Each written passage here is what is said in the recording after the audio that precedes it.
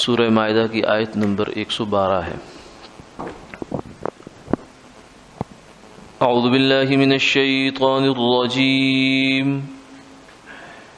بسم اللہ الرحمن الرحیم۔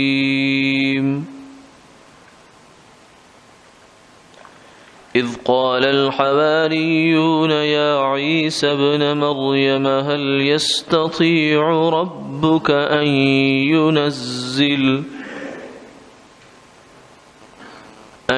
ينزل علينا مائدة من السماء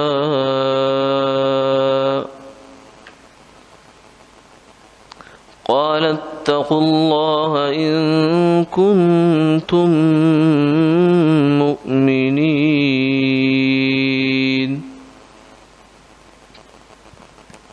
قالوا نريد أن نأكل منها وتطمئن قلوبنا ونعلم أن قد صدقتنا ونكون عليها من الشاهدين قال عيسى ابن مريم اللهم ربنا أنزل علينا مائدة من السماء تكون لنا عيدا لأولنا وآخرنا وآية منك وارزقنا وأنت خير الرازقين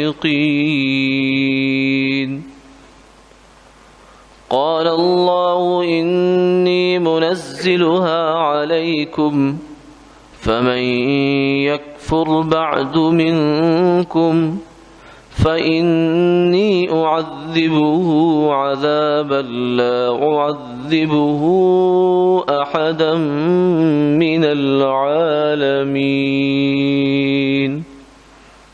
صدق اللہ العظیم۔ اور جب کہا حواریوں نے اے عیسیٰ بن مریم کہ آپ کے رب اتار سکتے ہیں ہمارے اوپر آسمان سے دسترخوان، تو عیسیٰ علیہ السلام نے فرمایا اگر تم ایمان والے ہو تو اللہ سے ڈرو۔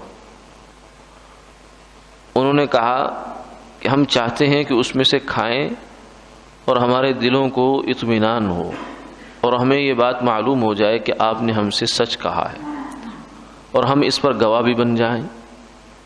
عیسیٰ علیہ السلام نے پھر فرمایا اے اللہ ہمارے اوپر آسمان سے دسترخوان اتار جو ہمارے پہلوں اور پچھلوں کے لیے عید ہو جائے اور آپ کی طرف سے ایک نشانی ہو جائے اور ہمیں روزی دیجیے اور آپ بہترین روزی دینے والے ہیں۔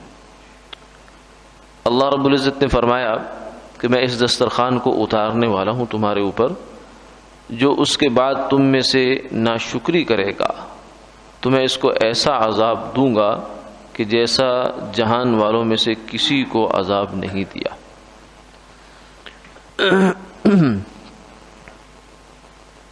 گزشتہ آیات میں سیدنا عیسیٰ بن مریم علیہ السلام کے اوپر اللہ کی نعمتوں کا تذکرہ چل رہا ہے۔ آج ایک نعمت کا تذکرہ ہے جس میں آسمان سے دسترخوان اترنے کا تذکرہ ہے۔ مفسرین نے ان آیات کی تفاسیر میں مختلف اقوال اور تفصیلات نقل فرمائی ہیں، لیکن جو جمہور کی رائے ہے اس کے مطابق یہ تھا کہ عیسیٰ علیہ السلام نے سے ان کے حواریوں نے یہ درخواست کی تھی کہ آپ ایسا کریں کہ اللہ تعالیٰ سے دعا کریں کہ آسمان سے ایک دسترخوان نازل ہو، وہ کسی ایسی جگہ پر تھے جہاں کھانے کی ضرورت تھی۔ تو عیسیٰ علیہ السلام نے سب سے پہلے تو ان سے یہ کہا کہ اللہ سے ڈرو، اس کی کیا ضرورت ہے؟ اللہ تعالیٰ نے جو آسمان سے پہلے دنیا میں تمہارے لیے رزق رکھ چھوڑا ہے، بس اسی کو تلاش کرو اب تم آسمان کے سے حصی طور سے رزق اترتا ہوا دیکھنا چاہتے ہو. جو اللہ کا وعدہ ہے وہ پہلے سے تمہارے سامنے موجود ہے، اس لیے کہ اس زمین میں جو پہلے سے رزق موجود ہے وہ کس نے رکھا ہے؟ وہ تو آسمان سے ہی ہے. بارش جو ہے وہ بھی اوپر سے آتی ہے. تو یہ سارا رزق تو تمہیں جو مل رہا ہے وہ بھی اللہ ہی دے رہے ہیں، وہ تمہیں زمین تھوڑی دے رہی ہے. اسی لیے حکیم الامت حضرت مولانا اشرف تھانوی رحمہ اللہ نے فرمایا کہ آدمی جو ہے وہ جو اس کو تنخواہ ملتی ہے یا اجرت ملتی ہے کسی کام کی، اسے تو وہ اپنا اس پر شکر کی کیفیت نہیں ہوتی انسان کے دل میں، یا وہ کیفیت نہیں ہوتی جو اوپر سے ہدیہ یا بونس وغیرہ کبھی غیر جو ہے متوقع طور پر انسان کو مل جاتا ہے.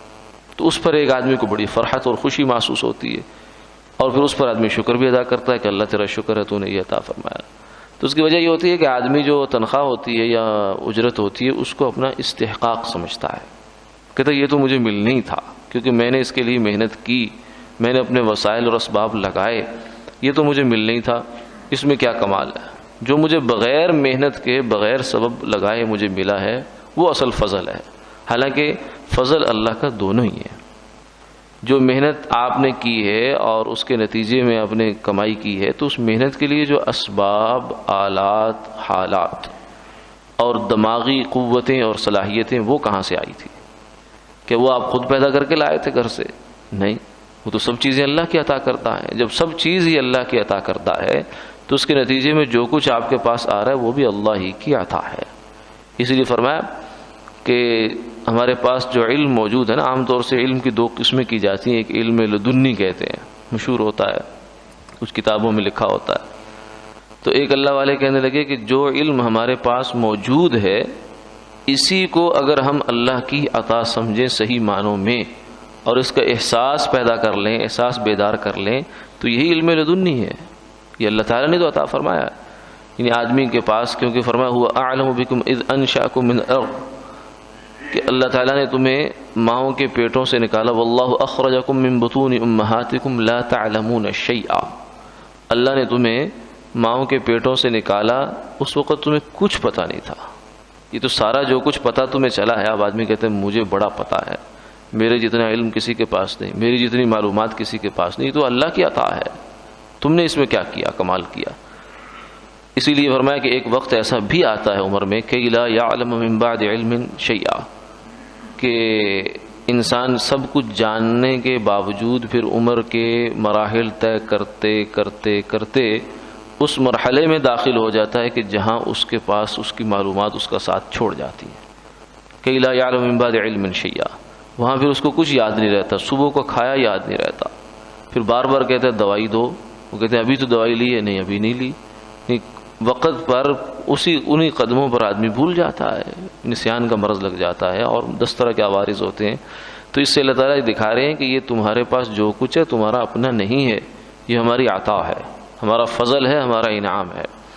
تو عیسیٰ علیہ السلام نے فرمایا اتقوا اللہ ان کنتم مؤمنین، تمہیں یہ دسترخوان کیوں اتروا رہے ہو؟ پوچھا ان سے، کیا تمہیں ایمان نہیں ہے اس بات پر کہ اللہ تعالیٰ رازق ہیں، وہ یہ دسترخوان اتار سکتے ہیں، میں اس کا پیغمبر ہوں، اور کیا مزید تم نے کوئی معجزہ دیکھ کر کیا کرنا ہے تم نے؟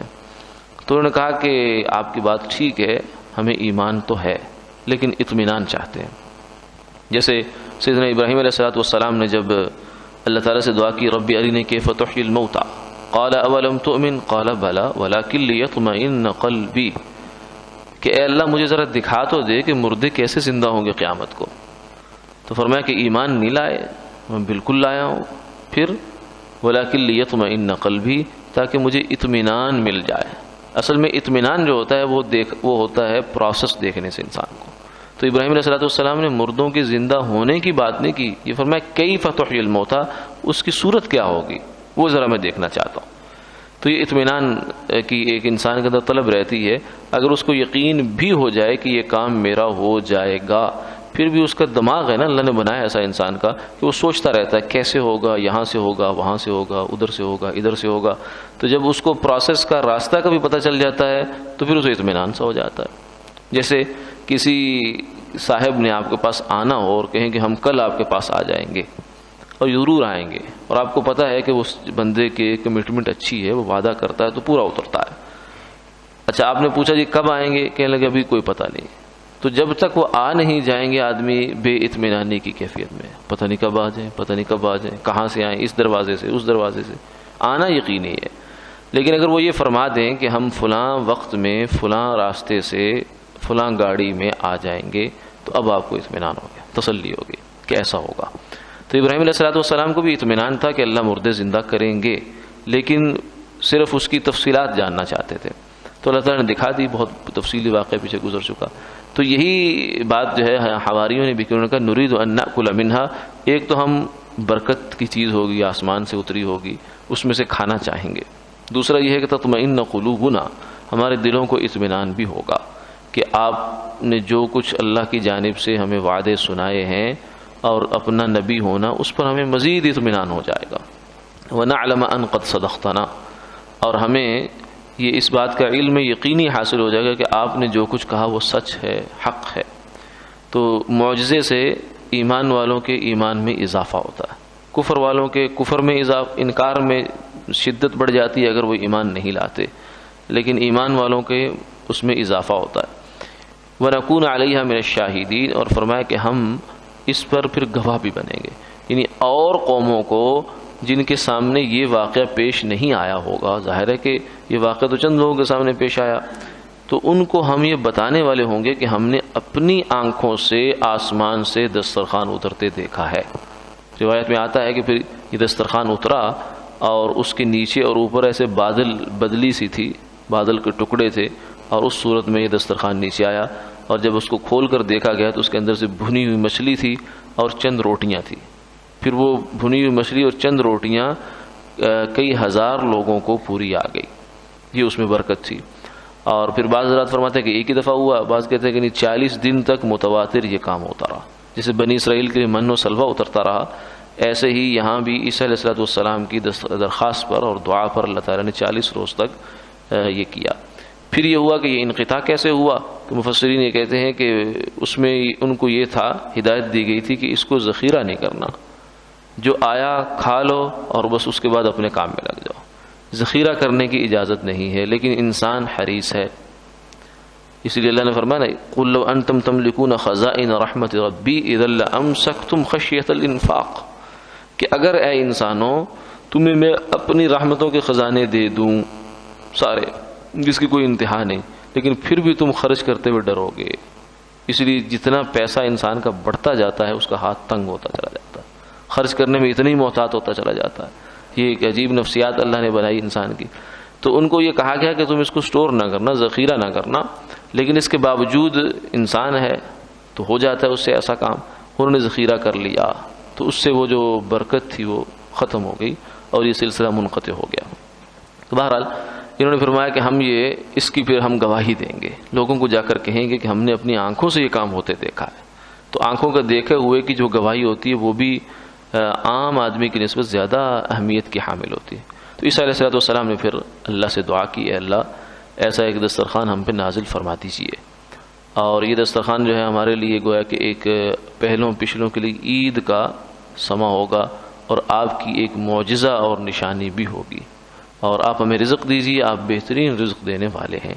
اس کے بعد اللہ تعالیٰ نے یہ فرمایا کہ یہ تو ہو جائے گا، ہمارے لیے کوئی مشکل نہیں ہے، جہاں ہم نے تمہارے لیے اس زمین کو بنانے کے بعد 4 دن کے اندر لاکھوں اربوں کھربوں بلکہ جتنی گنتی آپ گن سکتے ہیں اتنے ٹنوں منوں کے حساب سے ذخیرہ سٹور کیا ہوا ہے رزق کا، گندم، چاول، سبزیاں، فلاں فلاں فلاں، تو اتنا کچھ تو ہم نے پہلے دے رکھا، تو ہمارے لیے ایک دسترخوان اتارنا کیا مشکل کام ہے۔ انی منزلھا علیکم، یہ کام تو ہوگا، ہو جائے گا، لیکن یہ بات ذہن میں رکھنا کہ زمین سے جو رزق آپ لوگ لے رہے تھے وہ تھا سبب کے راستے سے، وہ تو اللہ تعالیٰ نے ایک سبب بنا دیا، ہل چلاؤ اور بیج ڈالو، پانی لگاؤ، اور اس کے بعد اللہ ہی نکالیں گے، لیکن رزق نکل آئے گا۔ تو اس کی ناشکری کرنا اتنا بڑا جرم نہیں تھا، نہیں ہوگا جتنی بڑا جرم اس دسترخوان کی ناشکری کا ہوگا۔ کیوں؟ اس لیے کہ یہ نعمت ذرا بڑی ہے، اور بڑی نعمت کی ناشکری بھی بڑی ہوتی ہے، اور بڑی ناشکری پر گرفت بھی بڑی ہوتی ہے۔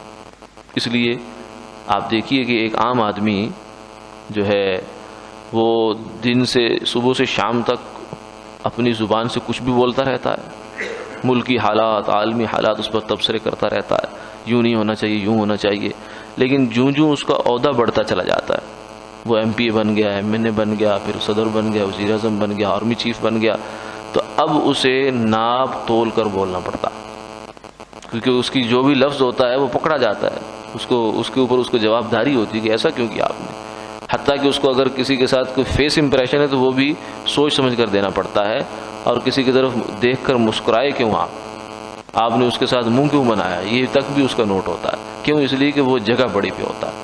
تو جتنی بڑا منصب ہوتا ہے، جتنی بڑا عہدہ ہوتا ہے، اتنی بڑی ذمہ داری ہوتی ہے، کیونکہ وہ عہدہ و منصب اللہ کی نعمت ہے۔ تو اسی طریقے سے فرمایا کہ یہ جو دسترخوان اترے گا یہ اللہ کی بڑی نعمت ہے، لیکن اس بڑی نعمت کی پھر ناشکری بھی بڑی ہوگی، یہ ذہن میں رکھ لو۔ فإنی أعذبه عذاب لا أعذب أحدا من العالمین، پھر اس کو میں ایسا عذاب دوں گا جو کسی کو کبھی نہیں دیا۔ روا جن لوگوں نے ناشکری کی اس موقع پر، بعض روایات میں آتا ہے کہ ان کو اللہ نے خنزیر کی شکل دے دی۔ اس دسترخوان کی ناشکری کرنے والے اس زمانے کے جو لوگ تھے ان کو خنزیر کی شکل میں بدل دیا گیا، اور 3 دن کے بعد وہ پھر مر گئے، ختم ہو گئے۔ تو یہ جو آج کل کی خنزیر یا بندر ہیں یہ ان کی نسل نہیں ہے، وہ تو عذاب یافتہ قوم تھی، وہ کچھ دن کے بعد وہ خود ہی اللہ تعالیٰ نے اس کو ختم مکمل طور سے تباہ و برباد فرما دیا، ہلاک فرما دیا۔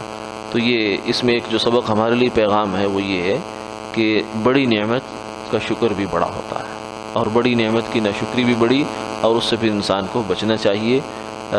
اسی لیے عالم دین جو ہے وہ اس کے لیے رتبہ بہت بڑا ہے، تو اس کی ذمہ داری بھی بہت بڑی ہے۔ اسی لیے فرمایا کہ قیامت والے دن جو ہے وہ 3 بڑے لوگوں کو بلایا جائے گا جن پر اللہ نے بڑی نعمتیں کی ہوں گی۔